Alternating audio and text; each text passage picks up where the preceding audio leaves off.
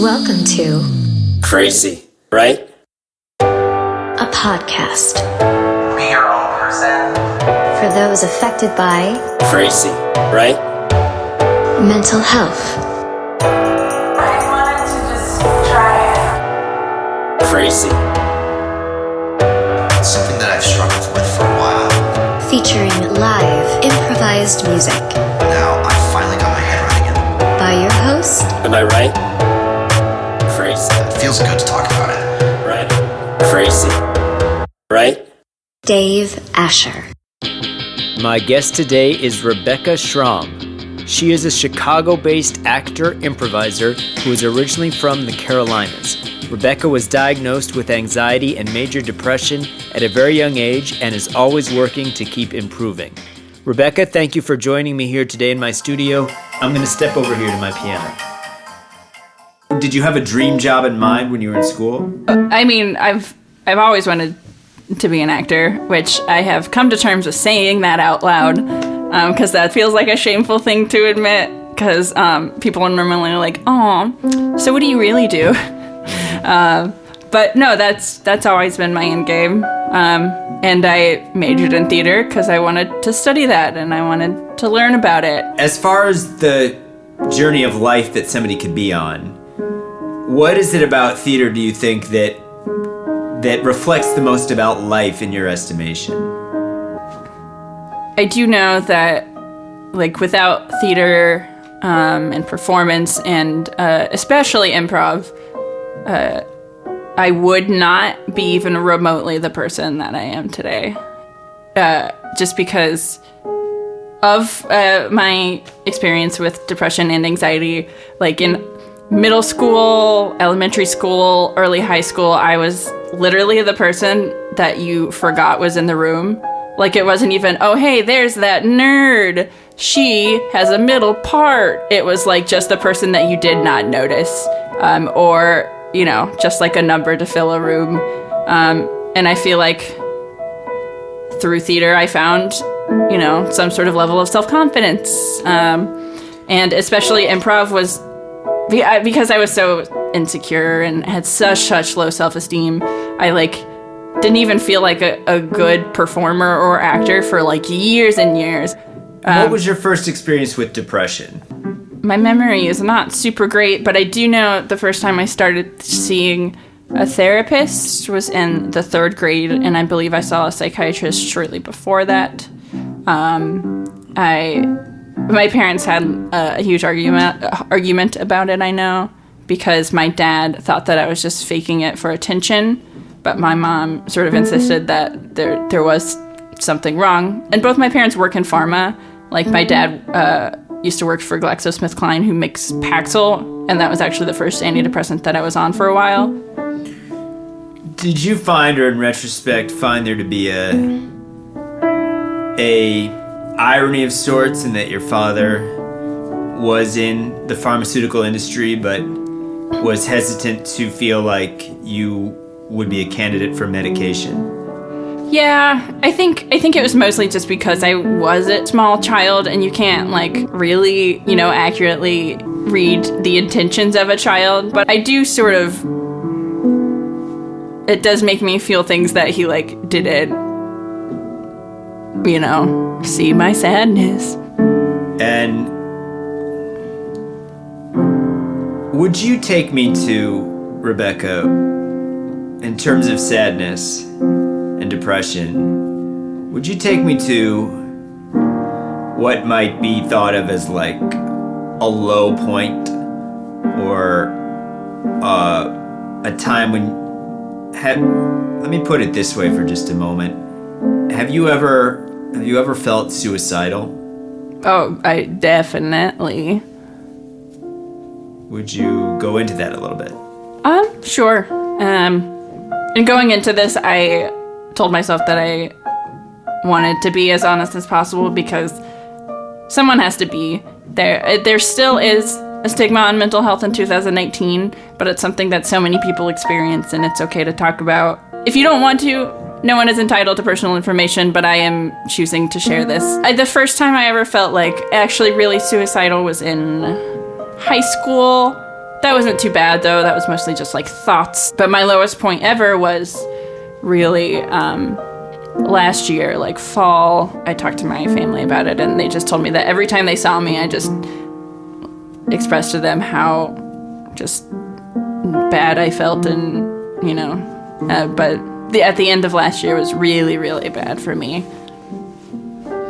People sometimes refer to depression or suicidal ideation as could be potentially triggered or untriggered. Was there anything at all in your life story that you associate with this period?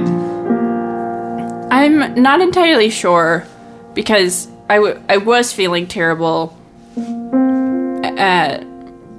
in like spring of 2018, and I thought it was really related to my job at that point. It was like a great workplace, but it just like every day going there, I just felt mindless, like waking up every day at the same time and just being exhausted all day, and just, I don't know. I can't even really articulate why, but it got to a point where I was suicidal. Every day I would go into that workplace and would rather literally be dead than be working there. And so I quit. I quit, I think, like July 1st was my last day or something like that.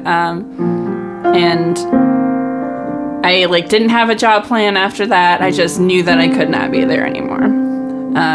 So I spent, like summer and early fall mostly just freelancing and picking up random like extra jobs for people.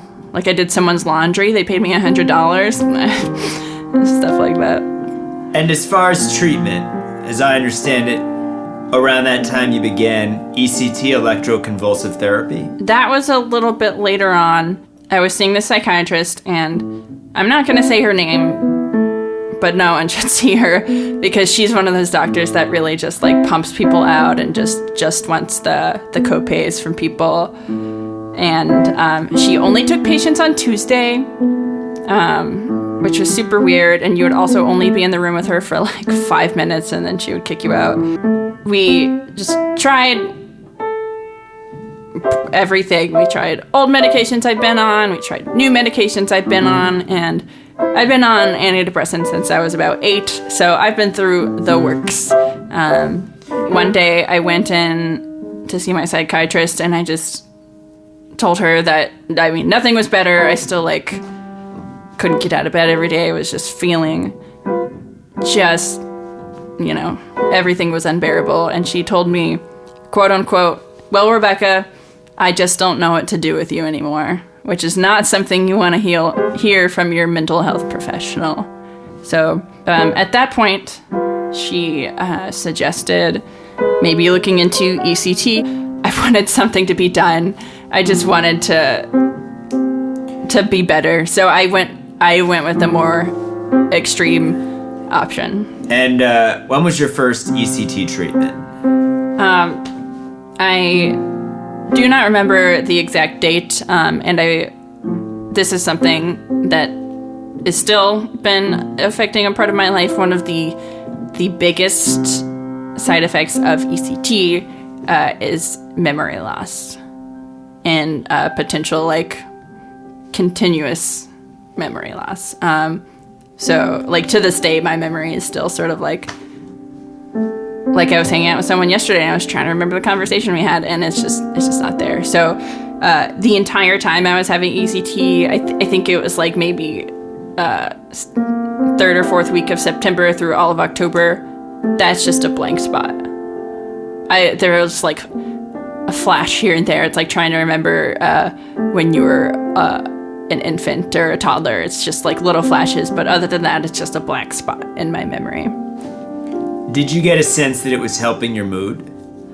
I mean, while it's going on, you kind of don't know, because you're forgetting everything, and also another side effect is confusion a little bit. So during that time, I was still like performing and stuff, and doing shows. And there are shows I did that I do not remember. I do have a memory like every time I went in, the doctor that administered the procedure would give me a clipboard with one of those worksheets on it that's like, I feel this today, and it gives you like a scale, and it's like, this week I felt this much anxiety, or this is my level of suicidal thoughts, and they would make me fill it out every time, and every time it to me just felt like futile. You did not I guess. filling it out? Not really, because I was just like, it felt the same to me every time. I was like, I guess I feel better, but I don't really know. So I don't know. How many treatments did you have? About approximately 10, I think. But like I said, I am not a reliable source. And not to use their scale here, but when the treatments began, would you describe yourself as near suicidal or very depressed? I mean, definitely near suicidal. It was a very bad time in my life.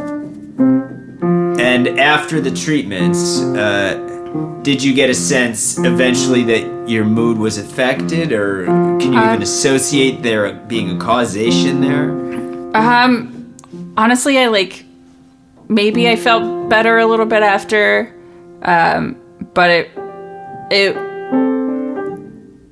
really took a dive a little bit later, because November and December and early January, before I started seeing my new psychiatrist, for me was like the lowest point that I can remember in my life. So I want to say that my point here isn't to be like, don't try ACT, it's terrible and you'll lose some of your memory. I'm here to say that it is still an option for people, and maybe it didn't work for me, but it has helped a lot of people, and it, shouldn't necessarily be your second option or even your third option. Do what your doctor tells you, but it is an option, and it's something that you shouldn't be scared of, because it is outside of the memory loss, which also isn't as bad for everybody else as it was for me, but it is a safe procedure. It just sounds pretty scary based on cultural context. Yeah, when I was talking to my psychiatrist earlier today, he was educating me on the progression of how severe the seizures are, to getting to a point where now it's much more subtle. It's much different now. Oh yeah, that's because there's that one play or movie. One Flew Over the Cuckoo's Nest. Yeah, there's that, and that sort of terrifies people of it. Right. But yeah, they also have, before they put you under general anesthesia, they give you a couple other things. I mean, it's just based on you. I would get headaches and nausea after, so they would give me something for that. And then they also give you something to relax your body during the seizure, so you don't convulse. Nobody's holding you down. It's really just about the brain activity. So getting back to your story, Rebecca, you had another depressive episode towards the end of last year. Oh yeah. No, it was bad. It was not good. Someone said to me something recently. This is sort of a tangential, but it really hurt me, and I just didn't know how to respond, and it was just I don't know. But what did they say? So I was just me and this person were just working on stuff separately at their apartment, and I sort of reached out to hand him something or whatever, and he had noticed some semi-recent self-harm stuff, and they sort of just started asking me why, or what do I get out of it, and what's the point? And then the thing they said that really got to me was, that can affect your career, right? That if you go into an audition and they see that, they'll think that you're emotionally unstable and you won't be able to be hired by anyone. Because I had an audition with an agent like a couple days later, and that just really it felt very personal. And I feel like some people, unlike a physical illness, people feel mental illness as almost like a choice, like just be happier, is what an ex-boyfriend told me once. He told me that I was too negative and that I just needed to say more happy things and be happier for him. Mental illness is just another type of illness. It's just an invisible one. And not hiring someone for having depression is just as fucked up as not hiring someone because, maybe this isn't equatable, but it's like being in a wheelchair, you know what I mean? They're both things that you're born with and have to struggle in different ways. And obviously I'm not saying that they're the same struggles in any way, but you know what I mean. I do. What would you say to people listening to this episode? What's something, reaching out to them, what's a message that you could communicate to them? This is, I guess, what I tell people whenever I talk to, friends or anyone who approaches me about mental health stuff is don't be afraid to just take the steps to get help. When I talk to people, they just seem really, really scared of being reliant on something, but that's okay. You rely on your friends, you rely on romantic partners and your family. It's fine to be vulnerable. That's a part of life, and it's scary, but, that's the best part of life anyway.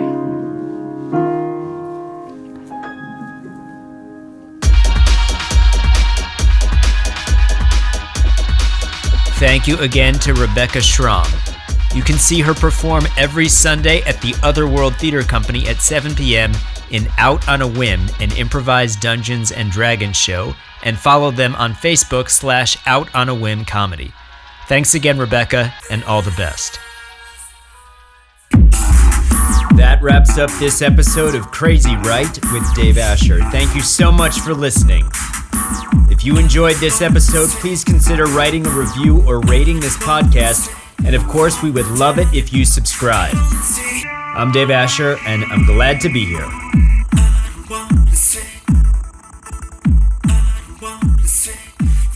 Down.